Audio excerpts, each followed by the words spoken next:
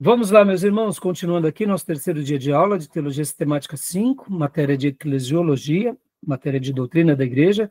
É o segundo bloco, nossas aulas estão sendo gravadas. Então, vamos agora para as características distintivas da Igreja. Página 724 do Gruden. Quero fazer também um debate aqui com vocês. Aqui valeria a pena a gente ler todo essa porção e paulatinamente, porque aqui abre margem para muita discussão. Muita discussão. Então, eu vou tentar fazer aqui nesse segundo bloco uma síntese, mas, assim, poderíamos ler, né, tanto da página 724 quanto até a 726, para a gente fazer um supra-sumo. Eu vou tentar aqui, agora, fazer uma análise do que ele está dizendo aqui, uma análise do que entendemos na história da igreja e, ao mesmo tempo, chegar nos nossos dias e trabalhar alguns conceitos, porque, afinal de contas, quais são as características da igreja verdadeira? O que Jesus e os apóstolos deixaram como revelação absoluta? E aqui se desprenda mais uma vez de qualquer tradição, seja protestante, seja reformada, seja católica, apostólica, romana. Vamos lembrar que se há características da igreja verdadeira, ela foi deixada pelo dono da igreja, ou seja, pelo Rei dos Reis, e pelos apóstolos como esses súditos que nos trazem a revelação de Deus. Ponto. A partir desse critério que nasce a igreja. Ora, se nasce nesse critério e se ela foi preservada durante vários séculos, então é aí que eu quero chegar com vocês, mas ao mesmo tempo quero fazer essa análise e quero enxergar alguns pontos e nessa construção eu quero também entrar aqui alguns caroços de angu com vocês, porque afinal de contas é um seminário teológico. Então, como eu disse, existem assuntos, não é que nós não tratamos na igreja, mas não dá tempo. A discussão não se torna uma discussão muito proveitosa, pode gerar dúvidas. E, irmãos, não tem pior coisa do que gerar dúvida na cabeça das pessoas. A dúvida, ela é um gatilho, muitas vezes, para o diabo trabalhar. E a gente não tem que levar dúvida, a gente tem que levar o esclarecimento da verdade, tá bom? Beleza? Então, vamos lá? Irmã Elisângela, leia para nós esse slide, característica da igreja verdadeira, essas duas confissões, tanto de Augsburgo, que é a de Lutero, quanto as palavras também de Calvino, por favor. Características da igreja verdadeira. A congregação de santos na qual o evangelho é ensinado corretamente e os sacramentos também não ministrados corretamente. São ministrados. Também são ministrados corretamente. Isso. Então, essa é a primeira declaração. Ou seja, o que é uma igreja verdadeira na perspectiva de Lutero? É o lugar onde os santos se reúnem, é uma congregação, é uma eclesia, é um ajuntamento. A gente pode chamar de assembleia, de congregação, de ajuntamento, ou como a própria palavra é igreja, né? É o lugar onde esses santos se reúnem, no qual o evangelho é ensinado. O evangelho é ensinado. Perceba, se ensina o evangelho. Se ensina as boas novas. Entenda aqui, irmão, como evangelho, né? A palavra de Deus. Pastor, e o Velho Testamento está dentro do evangelho? Claro que está dentro do evangelho, irmãos. O evangelho é toda a palavra de Deus, é toda a boa nova. Então, uma profecia do Antigo Testamento, o cumprimento é o Novo Testamento. Mas ela começou lá atrás.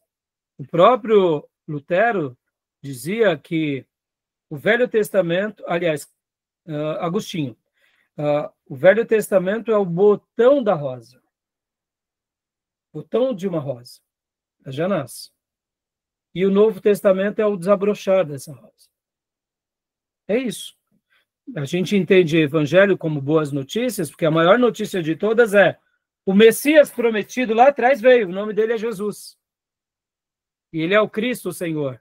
Ele morreu e ressuscitou e nos comprou com alto preço. Então, igreja verdadeira é um lugar onde esses que foram separados por Deus, esses santos separados, ouvem o quê? O verdadeiro evangelho, ele é ensinado corretamente. E os sacramentos também são ministrados corretamente. Aqui, perceba, ele usa a palavra sacramento. A gente vai chegar lá na frente, nos meios da graça. Hoje nós não vamos gastar muito tempo com isso, porque eu quero abordar outros focos aqui com vocês. Mas Lutero, quem era Lutero? Lembra quem era Lutero, irmãos? Lutero, ele era um monge agostiniano.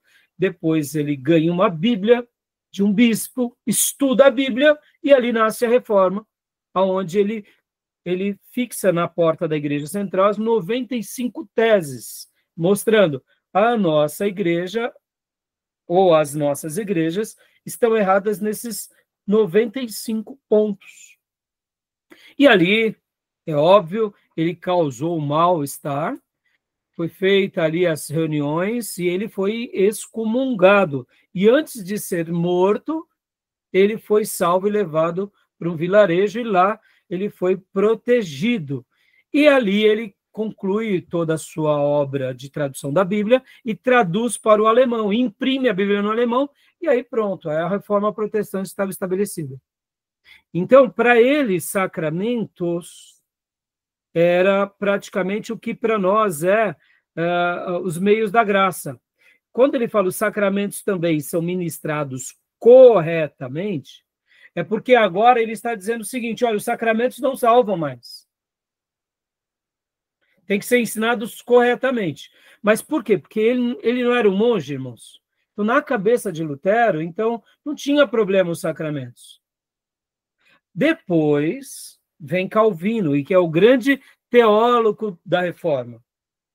Calvino foi o grande teólogo. Ele já traz outra definição. Então, eu não vou entrar aqui muito na questão dos sacramentos, tá? Mas só preste atenção quando ele fala que os sacramentos têm que ser ensinados corretamente, tá? Então, aceite agora, no primeiro momento, como um pressuposto de que se eu tenho, né, se eu entendo, de fato, os sacramentos de forma correta, não como algo redentivo, então, tudo bem. Vamos lá, irmãos. Só antecipando para não gerar dúvida em vocês, tá? A gente vai trabalhar bastante isso no meio da graça, no capítulo que fala sobre os meios da graça. Vamos lá. Viver na igreja é importante? Sim ou não? O que vocês acham? Participar da ceia é importante? Sim. Quem falta à igreja está no inferno? Não. Não. Quem deixa de cear vai para o inferno? Não. Perceba, então, os irmãos, então, por exemplo, vamos fazer a leitura que os nossos meios da graça é porque, de fato, nós, quando obedecemos, recebemos graça. Mas o propósito não são, vamos dizer assim, os mandamentos propriamente ditos, os sacramentos propriamente ditos. Estão entendendo? Para a Igreja Católica, os sacramentos eles acabam sendo quase que autorredentivos. Você precisa praticar os sacramentos. Para o protestante, você não precisa, porque na perspectiva católica, é como se fosse assim, são as obras católicas. Se eu estou fazendo aquelas obras, eu sou um católico. Para nós, não. Para nós, não são as obras que importam, é a fé. Pode ver que Lutero, o brado de vitória de Lutero era o versículo lá de Romanos, que também se repete lá em Abacuque: o justo viverá pela fé. Ou seja, então ele entendeu que sacramentos não salvam, mas os sacramentos são importantes na perspectiva dele. Ficou claro? Alguma dúvida até aí, não? Ficou claro, Elisângela? Pode perguntar, tá, irmãos? Eu quero esclarecer. Nossa aula aqui ela é em tempo real, né? É o assíncrono. Vocês podem perguntar, tá? Os irmãos em EAD vão ter que fazer essas perguntas por outros caminhos, né? Então, pode perguntar, irmã Elisângela. Não, pastor, aqui uma pessoa chegou em mim e falou assim, não acho que é necessário ter uma igreja para poder pregar a palavra de Deus. Igreja física. Você pode pregar em qualquer lugar. Pode ensinar em qualquer lugar. Ela não está errada de todo, porque, de fato, a gente pode fazer isso em qualquer lugar. Agora, eu digo para a irmã, existem características que definem uma igreja? Sim. Então, essa irmã, ela falou uma verdade, mas ela não falou toda a verdade. Realmente, a gente não precisa de uma igreja para pregar o evangelho. Podemos pregar na praça, podemos pregar nos lares, podemos pregar nos hospitais, nas escolas. Agora, o fato de fazermos desses lugares lugares da proclamação, ali não se tornam necessariamente igreja. Então, eu posso ouvir um pregador da praça todas as semanas e ser abençoado por essas mensagens, mas eu não estou vivendo igreja, concorda? Eu posso participar de uma reunião numa casa todas as semanas e durante 5 anos e não necessariamente estar vivendo igreja. Mas estou sendo abençoado? Estou sendo ministrado? Estou. A graça de Deus está me atingindo? Tá. Porque... Então, eu posso participar de um projeto até numa escola, num hospital, numa capelania, e fazer parte daquele grupo. Ali é um lugar em que se proclamamos o evangelho, ou ensinamos o evangelho, um asilo, por exemplo, vou lá levar a palavra de Deus aos velhinhos, ensino os velhinhos, estudo a Bíblia com os velhinhos, nem por isso aquilo é uma igreja. Ali é um lugar de proclamação. Perceba, lugares de proclamação é uma coisa, e igrejas são outras coisas. Como que nós entendemos o que é uma igreja? É um lugar que tem características que são respaldadas pelo evangelho. Então, por isso que aqui nessas definições de Lutero e de Calvino, é ensinado todo o evangelho e os mandamentos ou sacramentos são ministrados corretamente. Por exemplo, nós não cremos nos sacramentos, mas nós temos ordenanças. Quais são? Batismo e a ceia. Então, numa igreja verdadeira, a característica dela é um lugar onde nós nos reunimos com ordem e decência, debaixo de uma autoridade pastoral, e ali todos estão debaixo da igreja, e lá praticamos o quê? Praticamos o batismo e praticamos também o quê? A ceia, juntamente com o discipulado, juntamente com a adoração. Dali, trazemos pessoas para serem evangelizadas. Ora, vamos buscar as almas fora. Perceba, a igreja, ela tem características distintas.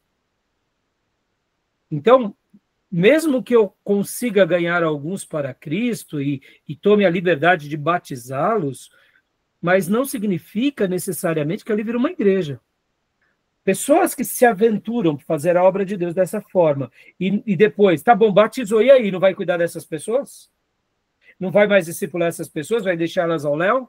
Perceba, então eu que vivo um cristianismo independente, estou gerando cristãos independentes para quê? Para a gente viver separadamente? Perceba, olha aí, olha como que vai abrindo perigos.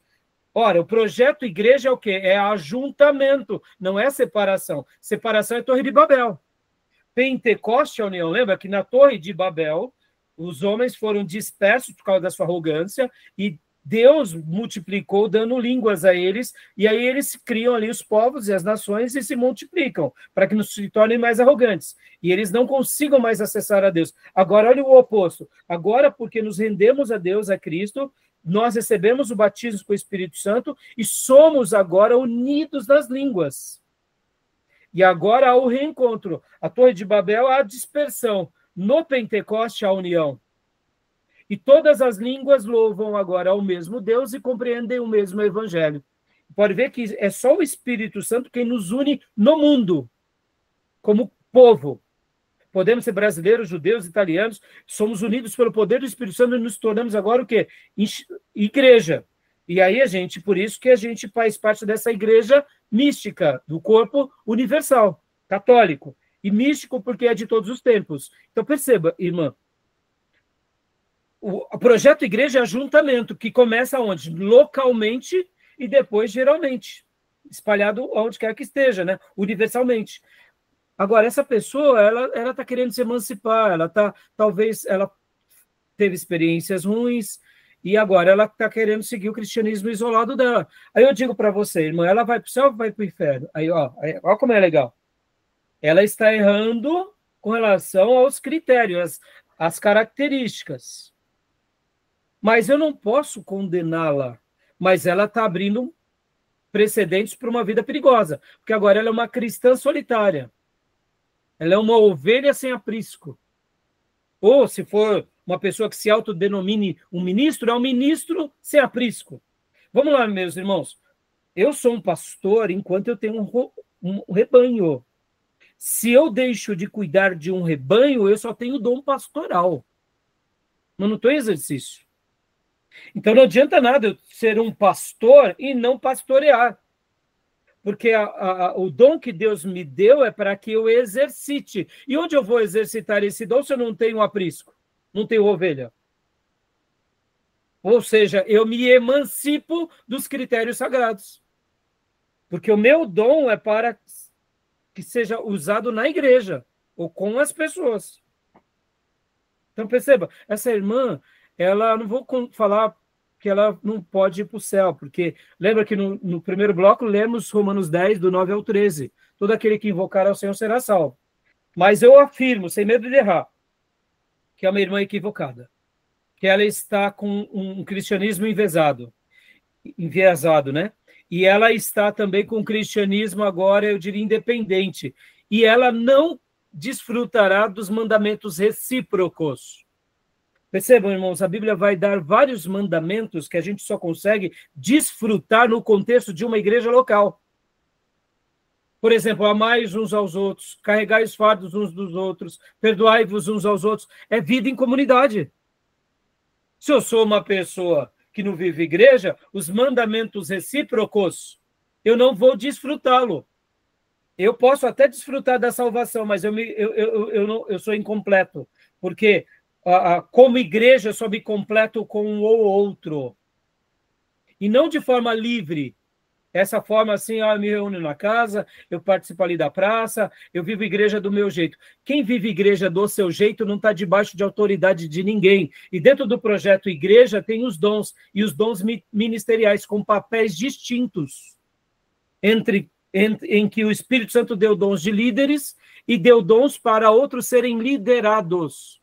Se essa pessoa recebeu um dom de líder, mas não está liderando ninguém, é porque ela se desfigurou. E se ela recebeu um dom para ser liderada e ela não aceita a liderança de Deus, também se desfigurou. Perceba, ela está muito vulnerável. Concorda? Entendeu?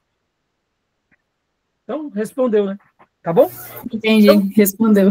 É uma pena, é uma pena. Mas é os chamados desigrejados, né? A gente tem que orar por eles, irmãos. E mais cedo ou mais tarde, né, esperar que eles realmente se unam a uma igreja. Pastor, eles vão para o inferno? Não estou dizendo isso. Mas eles vão viver uma vida solitária, sem amigos, sem desfrutar de muitas bênçãos de Deus. Irmã, só uma última coisa, ó. Na comunhão, o Senhor ordena a sua bênção e a vida para sempre. Salmo 133. Na comunhão. E a comunhão a gente vive aonde, irmã? Na praça, na pregação? Ali é um trabalho esporádico.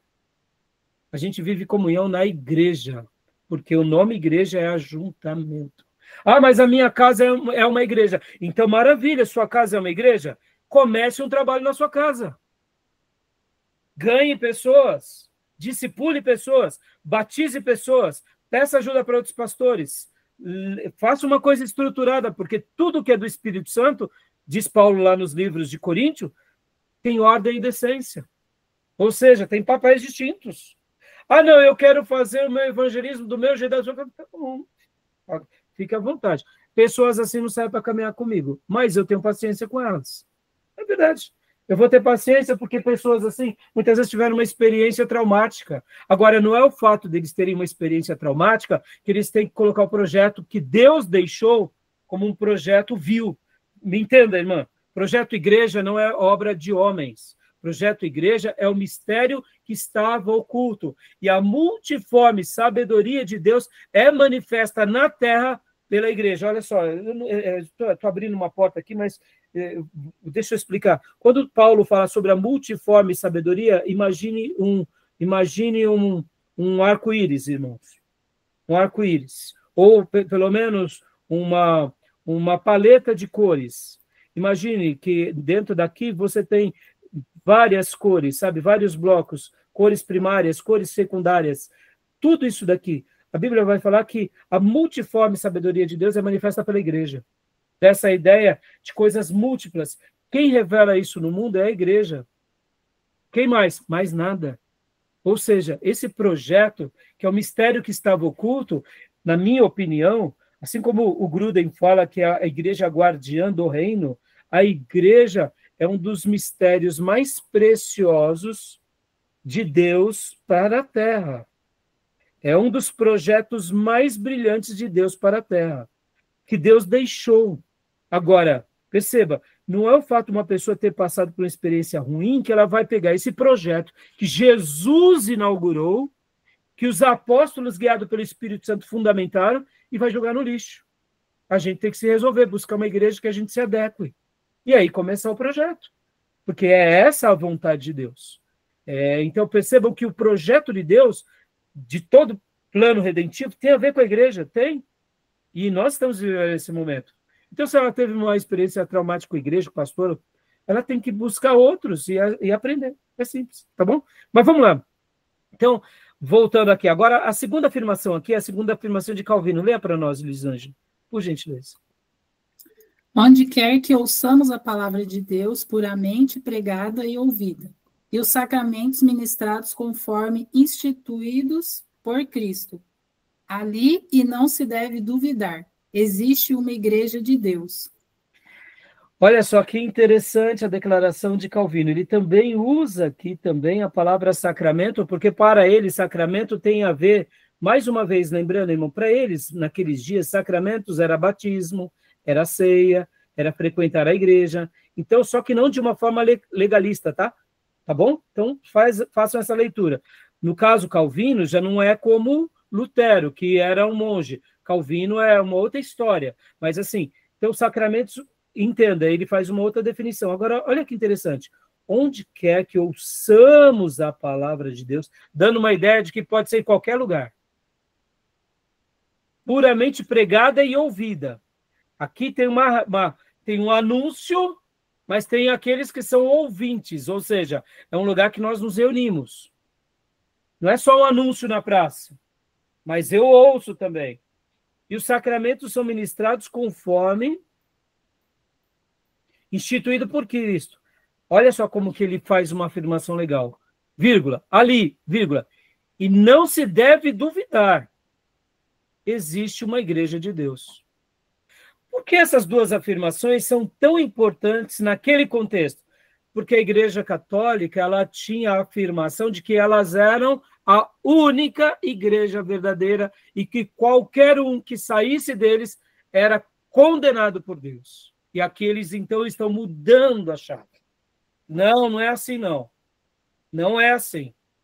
O que vocês estão falando, vocês criaram na tradição e com os magistrados. Mas as Escrituras dizem outra coisa. As Escrituras dizem que todo aquele que invocar o Senhor será salvo. E as Escrituras dizem que Deus tem muitas ovelhas e que essas ovelhas ouvem a voz.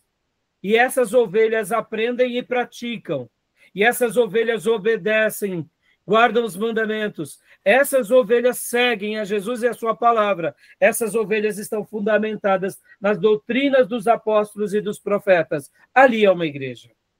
E aí eles redefinem nesse contexto, tá bom? Ficou clara essas temáticas aqui? Tudo bem? Então, perceba que aqui, no caso de Lutero, o evangelho é ensinado corretamente. E aqui Calvino já diz que a palavra de Deus puramente pregada e ouvida dá uma ideia um pouco mais profunda. Percebam, Calvino é genial, irmãos. Calvino, ele é o grande teólogo que nasce logo no início da Reforma Protestante. Calvino, irmãos, guardem isso, irmãos. Tudo de Calvino tem que ser lido, apreciado, escutado. A gente pode até não concordar em algum ponto ou outro, mas com certeza 90%, 95%, a gente vai falar assim, que brilhante. E a gente tem que lembrar o seguinte, hoje vocês estão aqui, ó, no mundo tecnológico, a gente está aqui com todas essas informações e livros. Calvino, nesses dias, tinha simplesmente a Bíblia. E depois, pastor, qual o livro ele ia se alimentar? Ele se alimentava nos pais da igreja. Agostinho, Crisóstomo, Ambrósio, Gregório de Nissa, Basílico, Santo Antão, e aí, pastor, quem mais? Ele pegava todos esses pais da igreja, e era essa a biblioteca dele. Ele não tinha Russell Shedd, Gruden, ele não tinha Erickson, Bancroft, entendeu? Para nós isso tudo é muito óbvio, chover no molhado. Mas ele não tinha, ele tinha a Bíblia, ele tinha uma teologia católica totalmente desviada, e ele tinha os pais da igreja, então ele tinha que comer lá nos pais da igreja, sendo que toda a releitura quem fez foi os católicos, e toda a distorção foram os católicos. Mas ele conseguiu ir lá na igreja primitiva, aprender com os grandes homens de Deus do passado, e principalmente com quem? Com Bíblia. Por isso que Calvino foi um monstro, entendeu? Lutero, ele faz a tradução, ele pega ali, ele traduz para o alemão, ele era gigante, mas Calvino era essa mente que pensava, que conseguia articular, pensar, colocar os pingos nos is, os pontos em cada momento. Agora, não pensem vocês que Lutero também não errou e que Calvino também não errou, tá, irmãos? Seria tolice. Nós não canonizamos os nossos grandes heróis do passado, tá bom? Nem entre os apóstolos e profetas, e muito menos os pais da igreja, os reformadores, tá bom? Beleza? Tudo bem até aí? Alguma dúvida, pergunta? Tranquilo? Então vamos voltar aqui para o material do Gruden. Abram lá na minha página 724, meus irmãos. Na de vocês, outra página, né? Da irmã Elisângela, e quem comprar a nova edição. Então, vamos aqui agora, rapidamente, ó, quero ir para o texto aqui, vamos lá. Não, é aqui. Deixa eu mudar aqui para vocês. Ó. Vamos lá, olha só, irmãos, vamos lá. Leia para nós, irmã Beatriz, a primeira parte, né, aqui do livro. Logo, existem igrejas verdadeiras e falsas igrejas. O que faz uma igreja uma igreja? O que é necessário para existir uma igreja? Pode um grupo que se diz cristão tornar-se tão diferente do que deve ser uma igreja que tal grupo não deva mais ser chamado de igreja? Nos primeiros séculos da igreja cristã, houve pouca polêmica sobre o que era uma verdadeira igreja. Mas apenas uma igreja em todo o mundo, a igreja visível, espalhada em todo o mundo, que era naturalmente a igreja verdadeira. Essa igreja tinha bispos, clérigos locais e templos que todos podiam ver. Até aí, Fia. Então, perceba, irmãos e irmãs, no começo, essa situação, essa discussão, ela não era tão, vamos dizer assim, relevante, porque só havia o cristianismo. E vocês têm que lembrar que nos primeiros séculos, ser cristão era assumir uma religião e você poderia morrer a qualquer instante por causa da perseguição romana.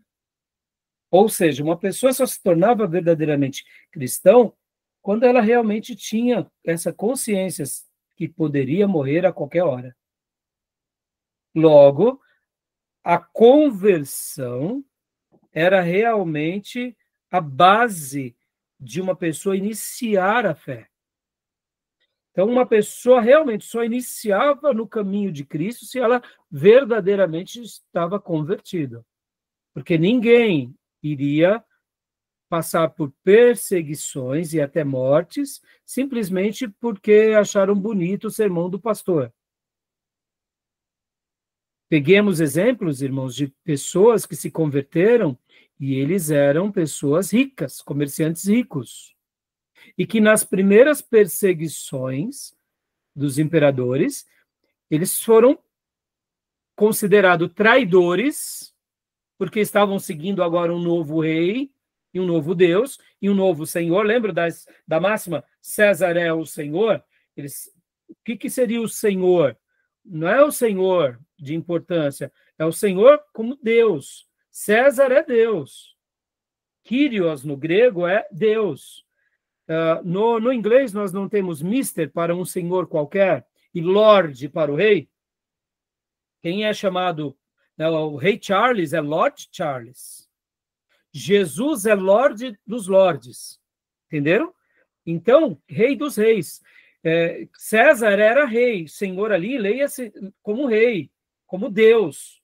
Então, quando falávamos que César era Deus, ele tinha nele a divindade, e colocava-se que Jesus era Deus, era uma afronta a César. Então, César, ele não queria disputar, porque era o Império Romano, a sua divindade com ninguém. Alguns imperadores toleravam, outros não. Então, em alguns períodos na igreja primitiva, quando aconteceram de alguns imperadores irem contra os cristãos, era por quê? Porque se levantava que esse grupo era um grupo independente e um grupo que não seguia leis. E era um grupo que, inclusive, tinha um outro rei e um outro Deus. E que eles diziam que seguiam outras leis, que eram acima das leis do Império Romano. Então, na vaidade de um imperador, eles viam aquilo como uma afronta. E aí eles iam para cima desse grupo e diziam: ou vocês declaram que o Império Romano tem as leis realmente corretas, que vocês vão obedecer essas leis e que vocês vão aceitar a César como Deus ou como grande rei. Se eles falassem que não, eles eram então destituídos, eram tomados tudo que tinham, as suas posses, e alguns eram literalmente jogados nas arenas, eram queimados vivos, viviam uma vida de humilhação. Ou seja, para uma pessoa se tornar cristão no Império Romano, ela estava disposta a renunciar tudo. Então, percebam, nos primeiros séculos, se tornar uma igreja verdadeira era uma conversão genuína. Depois que o imperador romano faz com que a igreja cristã se torne a religião oficial, agora já não é mais a conversão. Uma pessoa poderia se tornar cristã simplesmente porque agora ela vai participar do quê? Do Império Romano. Era uma questão de status quo. Logo, o imperador é cristão. Os bispos são cristãos, os governadores e prefeitos são cristãos, os senadores são cristãos. Por que você vai ser um pagão? Então, você era uma questão de identidade política e de network político. E é nesse momento que a igreja começa, aí onde nasce, ali é onde é jogado, eu diria, é jogado as heresias no meio da igreja, começam ali, irmãos. Porque o bispo agora não é mais uma figura que preserva a palavra pela palavra, mas é uma figura que agora tem o poder político e religioso nas mãos e trabalha junto com o imperador. Então, o que acontece? Então, nos primeiros séculos, não havia, assim, uma separação. Depois, houve essa separação. E aqui que a gente fez essa leitura. Então, aí, o que existia apenas naquele período? Só a igreja visível. Só a igreja visível. Agora, eu te pergunto, nessa igreja visível, era todo mundo nesses primeiros séculos que foram cristãos de verdade? Não, a gente vai ter muitos episódios na Bíblia. Ananias e Safira, por exemplo. Então, não é o fato de você estar na igreja visível que te autentica a ser um cristão verdadeiro. Concorda? Ananias e Safira, ele demonstram que eles eram verdadeiros? Se eles fossem verdadeiros, eles seriam mortos. Alexandre o Latoeiro, ele era um cristão verdadeiro, aquele que Paulo questiona? Não, porque ele se sai do meio, ele se rebela contra Paulo e etc. e tal. Então, mesmo nessa igreja pura, alguns não eram verdadeiros. Mas o que sobrava era o quê? Era a igreja verdadeira. Logo depois, ali no começo da Idade Média em diante, aí vai misturando muito o cristão verdadeiro e não, é onde nasce o catolicismo romano. Então, qual que é a grande ideia aqui deles, irmãos? É mostrar o quê? Que essas igrejas que eram verdadeiras, elas vão se perdendo aos poucos. E aí elas vão se tornando igrejas, como é chamado de falsas. Tudo bem até aí? Tranquilo? Tá dando para entender? Então vamos continuar a leitura. Eu vou tentar seguir a leitura e vou dar pausas, porque com essas pausas a gente vai explicando, tá bom? Por que esse assunto é importante, irmãos? Percebam, há pouco eu defini um conceito bastante importante sobre o que era uma conversão, o pertencer da igreja verdadeira. Era o que? Era preservar pela sã doutrina, era para ter ali o novo nascimento, a salvação em Cristo, a fé nas Escrituras, uma vida de consagração e de santidade, de renúncia. Percebam? Não era isso? Então, até aí tudo bem, né? Tranquilo? Então, esses eram os conceitos. Agora, o que aconteceu com essa igreja? Essa igreja foi se enveredando para práticas antibíblicas. Por exemplo, né, a questão da idolatria, a questão da veneração por amuletos, né, por objetos sagrados. Percebam? Um novo cristianismo vai sendo montado dentro da onde? Dentro da igreja verdadeira. Estão entendendo? Isso era chamado de relíquias. Só para vocês terem uma ideia, irmãos. Logo depois que os imperadores romanos fazem, né, essa declaração de que agora o cristianismo era a religião oficial, então muitos romanos e muitos habitantes ali do Império Romano, de várias cidades e povos, eles iam até Jerusalém conhecer os lugares sagrados. Então, eles iam até Jerusalém, e ali eles né, todo mundo queria levar um pedaço da cruz, só para vocês terem uma ideia. Que começaram a ter o quê? Um apreço pelas relíquias. Ora, se a cruz foi importante, eu quero um pedaço dela para mim. Então, só para vocês terem uma ideia, algumas frases como assim, como essa, por exemplo, que ali na Idade Média daria para se construir um castelo com tantos pedaços de pau que falavam que era a cruz de Cristo. Outros diziam, dava para construir uma arca de Noé, porque todo mundo ia para Jerusalém e chegava alguém e falava, eu trouxe um pedaço da cruz. Já estava no 6º século, 7º século, e ainda tinha pedaço da cruz. Ou seja, será que era a cruz mesmo? Claro que não, né, irmãos? Percebam, a busca por relíquias. Então, iam na casa de Jesus, queriam levar um pedaço da pedra, da roupa. É dali que as relíquias começam a ter ali um valor maior do que a palavra. Percebam, naquela igreja que era verdadeira, eles começaram a ter práticas agora pagãs. Aí é onde se criam as imagens, e ali logo alguns começam a adorar as imagens. Percebam, irmãos, é muito curioso isso. Isso é a história da igreja. Se você quiser saber mais, nós temos 2 módulos lá. História Eclesiástica 1, que a gente trabalha do início do cristianismo até o ano 500, e História Eclesiástica 2, que a gente trabalha do ano 500 até por volta de 1500. Então, assim, a gente faz um apanhado. E História Eclesiástica 2 é o grande momento que a gente realmente avalia o catolicismo romano, com todas essas práticas. Então, perceba, da igreja verdadeira nasce agora uma nova igreja dentro dela que não tinha nada de verdadeiro. Estão entendendo? E aí começam, e aí se perdem. Então, continua para nós a leitura onde a irmã parou, irmã, por gentileza. Qualquer herege que fosse achado em algum sério erro doutrinário era simplesmente excluído da igreja. Mas, na reforma, foi levantada uma questão crucial. Como podemos reconhecer uma igreja verdadeira? A Igreja Católica Romana é verdadeira ou não?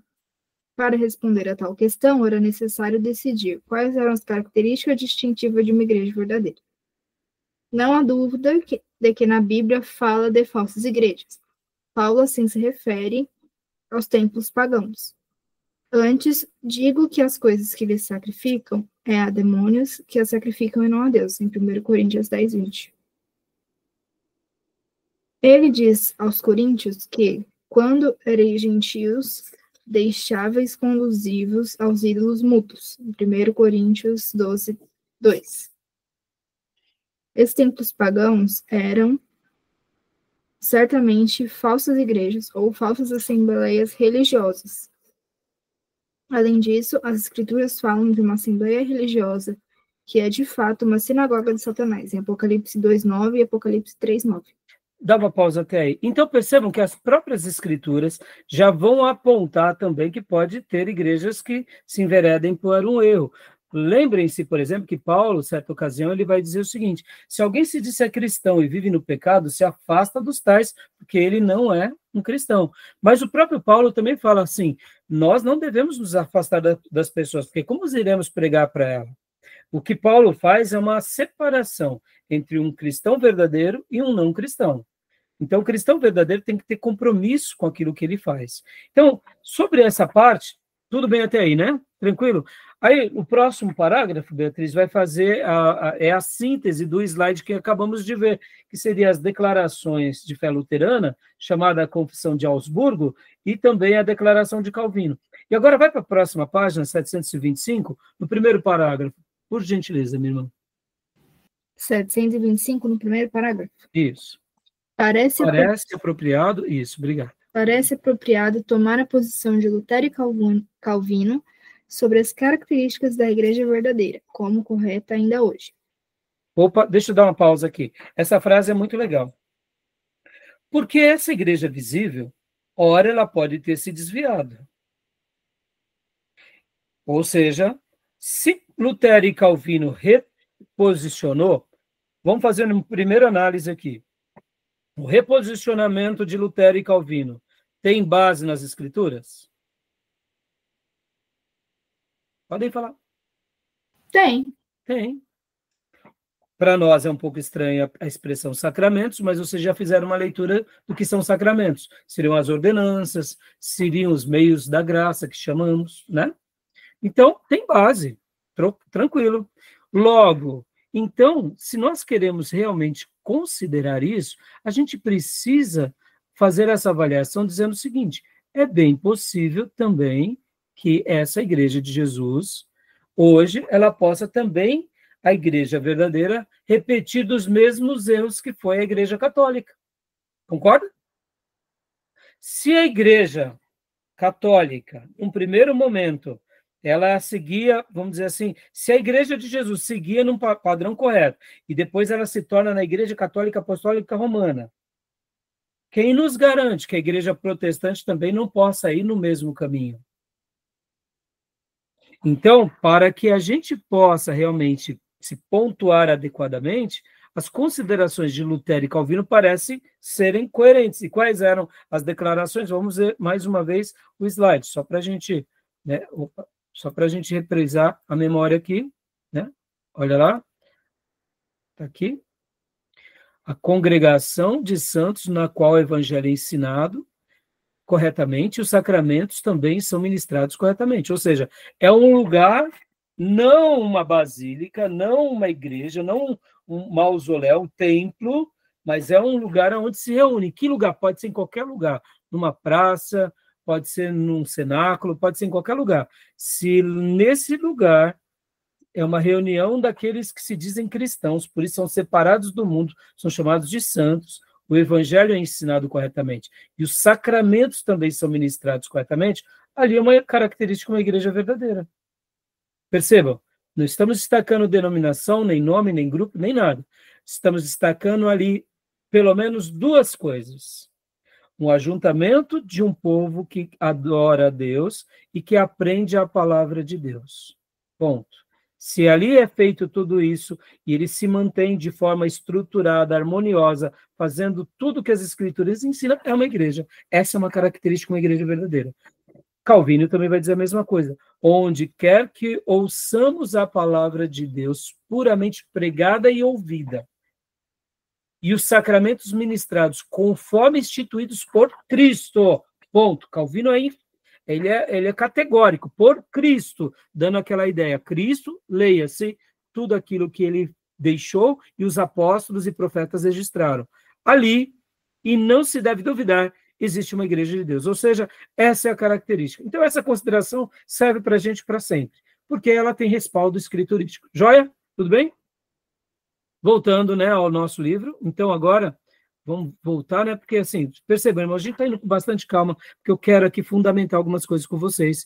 O mais importante para mim é ensinar vocês, é fazer vocês pensar, né, nessas preciosidades aqui e a gente aprender junto. Então, continuando aqui, então, agora leia para nós aqui, Beatriz, desse parágrafo, lá embaixo, nesse parágrafo, as 3 últimas linhas, quando a pregação de uma igreja...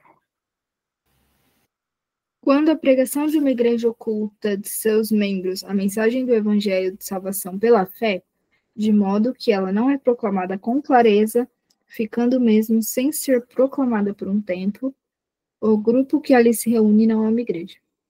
Ou seja, o que ele quer dizer agora aqui, o nosso irmão Gruden, nesse parágrafo?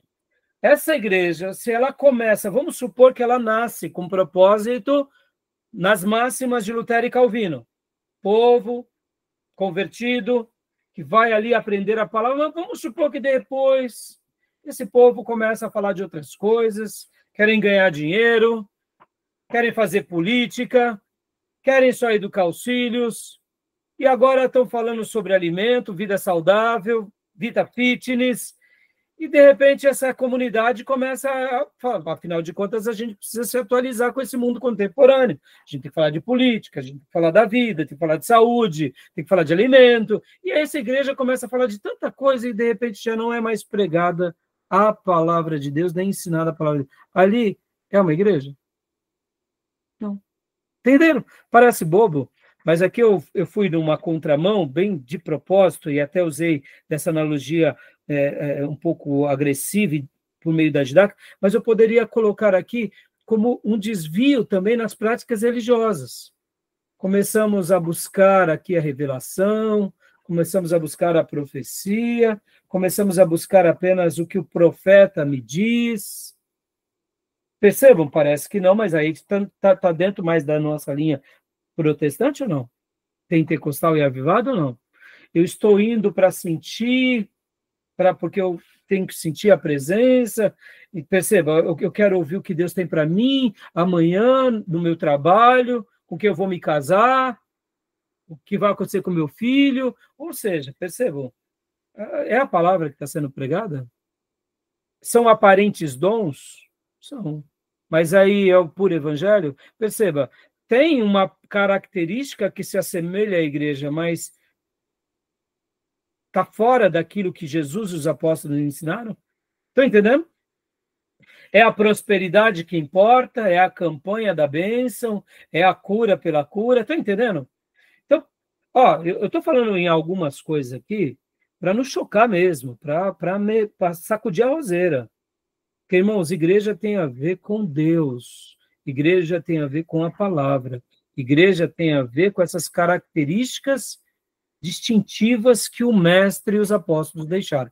Tudo que foge disso, mesmo que bem intencionados, porque eu não vou falar que a irmã que está ali querendo buscar uma profecia, buscar uma cura, uma bênção, uma resposta, ela não é mal intencionada, mas ela é ingênua, ela está indo à igreja do Deus vivo, como muitos vão a um centro, como vão a uma reunião espírita, elas querem uma resposta para a vida.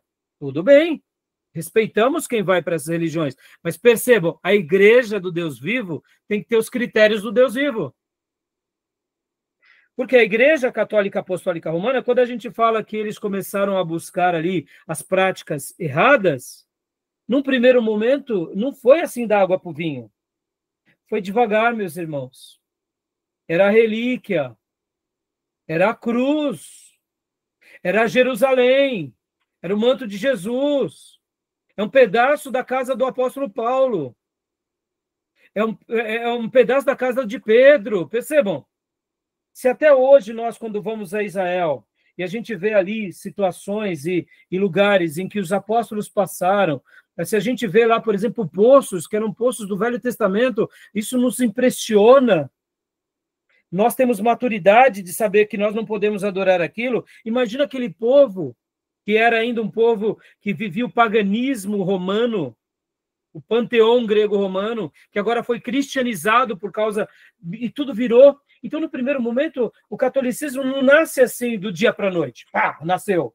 O Papa e o Bispo falaram, não, a partir de hoje a gente vai adorar Maria. Não foi assim, foi devagar, meus irmãos. Estão entendendo?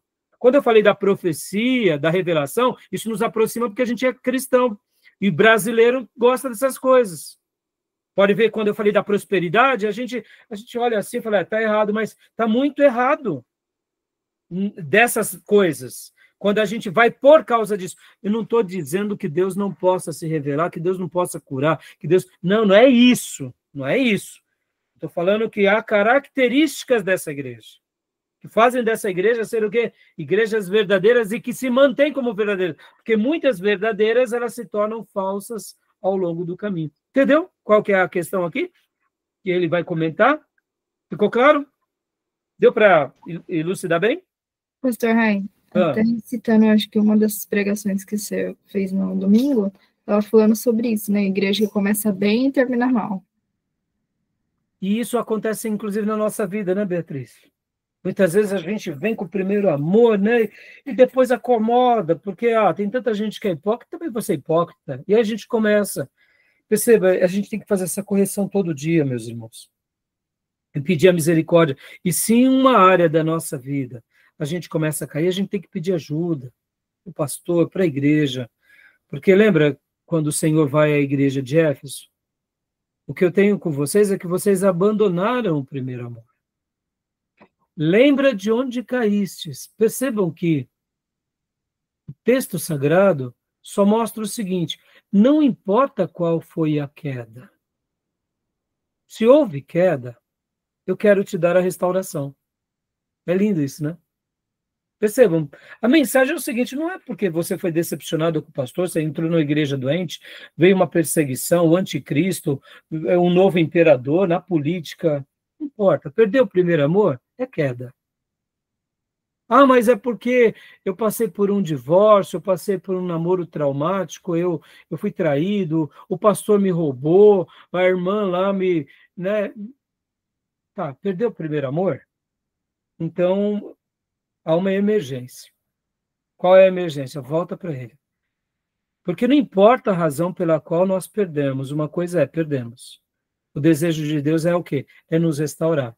E a mensagem de Jesus para a igreja de Éfeso é, volta, filho, volta, que eu quero você lá. Então, essa é a história da nossa vida, Beatriz. Por isso que a gente precisa da igreja, você entende, filha? Filha, hoje, né, nossa igreja é uma igreja batista independente, mas eu não vejo a hora de Deus nos dar uma clareza muito lúcida, que caminho tomar, porque a igreja não é minha, entendeu? Eu vou partir, vou deixar essa igreja para a posteridade, e eu quero deixá-la da melhor forma, e eu sinto tanta falta de uma convenção, de mais igrejas, sabe? Vocês podem ver, mesmo não estando numa convenção, eu levo vocês, alunos e a nossa igreja, sempre a teologias boas, pastores bons, dizendo, olha, eu não sou a única voz autoritativa. Temos esse, temos aquele, aprenda com aquele. Por quê? Porque tudo nisso nos fortalece, Beatriz. Muitas vezes viver em convenções dá um trabalho, mas é melhor.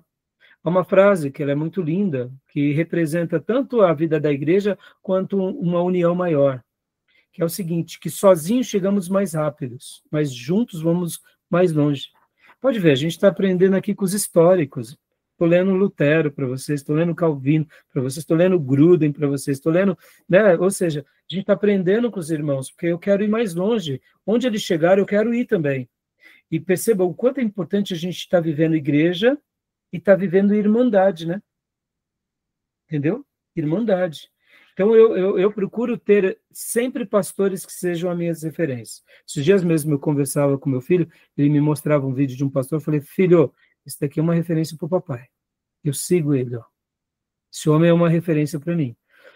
E aí, pastor, e aí que alguns, quando deixam de ser referência para mim, eu tiro, tudo bem. Porque, de repente, eu não serve mais, pastor, e aí? Não, porque, de repente, ou eu amadureci, ou quem sabe aquele pastor, por exemplo, ele se enveredou para um caminho que eu não concordo. Então, para que eu vou ficar brigando com ele? Deixa ele seguir o caminho dele. Né? Seguir a paz com todos e a santificação, sem a qual ninguém verá o Senhor. Então, tudo bem, ele não serve mais como minha referência. Mas, enquanto eu pude aprender com ele, foi ótimo. E eu procuro ser muito grato a todos aqueles que um dia abençoaram a minha vida, sabe, filha? Porque uma coisa que eu tenho notado na igreja de Jesus hoje, as pessoas elas precisam criar os seus movimentos, elas precisam se emancipar das suas histórias. E eu acho que isso é muito ruim. Por exemplo, Beatriz, eu sou eternamente grato ao pastor que me batizou. O pastor que me batizou, que foi meu primeiro pastor, ele foi o meu pai. Você não imagina o quanto eu sou grato por aquele homem, ele já descansa em Deus. Só para vocês terem uma ideia, recentemente, já tem algum tempo, eu sonhei com ele e chorava ao abraçá-lo. Entendeu? Eu sou eternamente grato à igreja que eu me converti, ao pastor que eu tive, à mentoria que ele me fez, ao pastorado. Eu não quero me emancipar. Agora, se você me perguntar se concordava com tudo com ele, claro que não, meus irmãos. Nem minha esposa concorda com tudo que eu penso. Começa por aí. Nós somos seres distintos, entendeu? Mas é viver em harmonia. É sermos pessoas aonde a gente saiba caminhar. Como andarão dois juntos se não estão de comum acordo? Até na hora de não caminharmos mais, temos que ser cristãos. Ó, não dá mais para a gente caminhar junto. Tudo bem. Ah, pastor, não, nenhum problema. Só andam dois juntos se estão de comum acordo. Eu tenho um respeito muito grande por muitas igrejas, não caminho com muitas igrejas. Por quê? Porque esse é o caminho deles, mas eu posso aprender com eles, entendeu? Então, irmãos, para a gente finalizar aqui, para a gente concluir, né, esse assunto, eu vou fechar para não ficar muito longa, né, a nossa aula aqui. E a gente vai para o último bloco de 20 minutos e a gente vai fechar. Agora, nesse último bloco, percebam, eu vou entrar em alguns assuntos bem delicados. Porque, olha só, irmãos, deixa eu falar aqui. Eu falei bastante da Igreja Católica, não falei? Vamos lá. A Igreja Católica de hoje é igual à Igreja medieval? Não. Mudou muita coisa? Sim, hoje eles estão mais liberal, né? Sim, eles estão mais liberal, mas, assim, ao mesmo tempo, os movimentos católicos, ao longo dos séculos, surgiram outros movimentos também? Surgiram. Outros grupos? Temos os movimentos carismáticos? Temos. E aí? Eles são bem parecidos conosco? São. Vamos lá, ó, aonde eu estou querendo chegar? Preparando vocês. O protestantismo nasce com Lutero, depois vem Calvino, vem as igrejas protestantes. Nasce um movimento liberal dentro da igreja protestante? Teologias liberais? Nasce. Peraí, pastor, então o senhor agora falou que o catolicismo mudou bastante do catolicismo medieval para o catolicismo contemporâneo, e o protestantismo também mudou bastante daquilo, nem todos os segmentos, tá, mas mudou bastante daquilo que Lutero e Calvino tinham gerado, e surgem os liberais, surgem os teólogos que negam a Bíblia. Percebam, olha aí, ó, que diferença temos tido. Estão entendendo? O catolicismo, ele nasce, ele se envereda pelos erros, vem a reforma protestante. A reforma protestante foi um tiro no pé para o catolicismo, porque eles tiveram que repensar. Eles tiveram que repensar onde estavam errando. Mas pode ver que nunca mais teve cruzada. Não dá para você ficar mandando matar em nome de Cristo. Percebam? E graças a Deus por isso. Então, o que acontece? O catolicismo, só para vocês terem uma ideia, para a gente fechar esse bloco, o catolicismo hoje americano, meus irmãos, é muito diferente do catolicismo brasileiro, sabia? O catolicismo americano, eles são muito mais piedosos do que o catolicismo brasileiro. São mais sérios, são mais estudados, estudam mais a Bíblia, estudam a tradição, estão presos à tradição, têm os seus sacramentos, têm os seus ídolos, têm os seus erros teológicos, mas eles são bem diferentes do protestante brasileiro, ou melhor, do católico brasileiro. E vamos lá, e o católico ortodoxo grego e russo é muito diferente, sempre foi muito diferente do catolicismo romano? Também.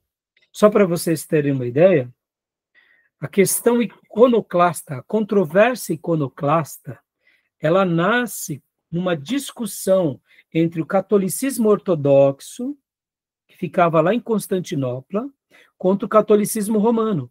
Ali por volta do século IX, os líderes ortodoxos quebraram os ídolos.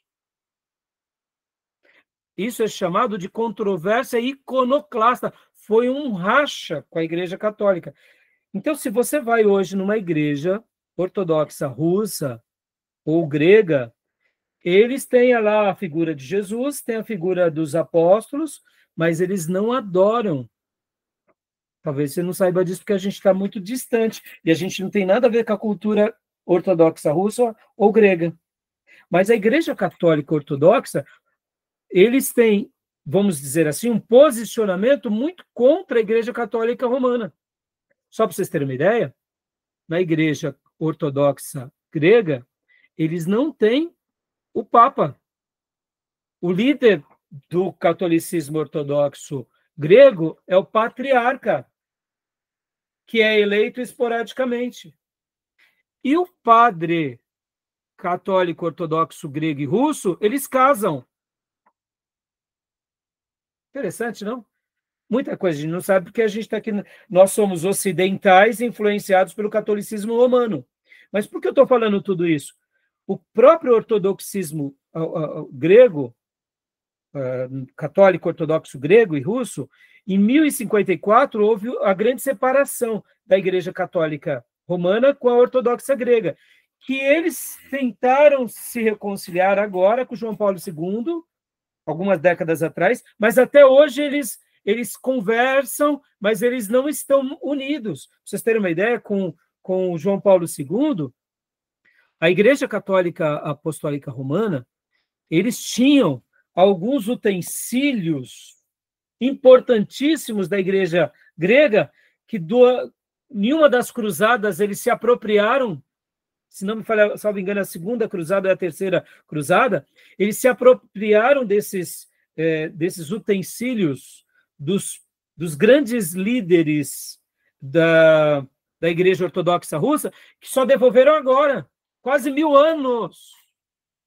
de Basílio de Gregório de Nice e do outro Gregório, e, se não me engano, de Crisóstomo também, que eram relíquias importantes para o ortodoxo grego, que nenhuma das cruzadas, como a cruzada veneziana, como saiu essa cruzada, eles foram para Jerusalém, depois eles invadem ali Constantinopla e saqueiam até os utensílios sagrados dos ortodoxos, e ficam com isso durante quase 1000 anos, meus irmãos. Vocês verem a briga, como eles também têm brigas. Mas por que eu estou falando tudo isso? Quando a gente vê a prática dos ortodoxos russos, é muito diferente dos católicos romanos e dos ortodoxos gregos. Então, olha só que interessante. Por que eu estou falando tudo isso? Tem muita coisa que a gente não sabe. E por que eu estou dizendo tudo isso? Porque eu estou querendo mostrar aquilo que eu falei no primeiro módulo. Muitas vezes, ao longo dos séculos, houve algumas mudanças também. Não estou falando com isso, irmãos, e estou legitimando aqui o catolicismo ortodoxo grego e nem o russo, não. Eles têm, sim, práticas heréticas, somos contra, não compactuamos. Mas tem coisas que aconteceram ao longo desses 1000 e poucos anos que é muito curioso, que vale a pena o nosso estudo, o nosso debate, para a gente entender o que é uma igreja verdadeira e o que não é uma igreja verdadeira. Tá bom? Vamos para o último bloco, eu vou tentar concluir fazendo aqui um debate mais prático, tá bom? Fechado? Vamos alguns minutinhos, que você vê, a gente entra num assunto, vai para outro assunto, né? Vou parar aqui a gravação e a gente vai para o último bloco. Tá bom? Tem alguma pergunta? Podemos parar? Então tá.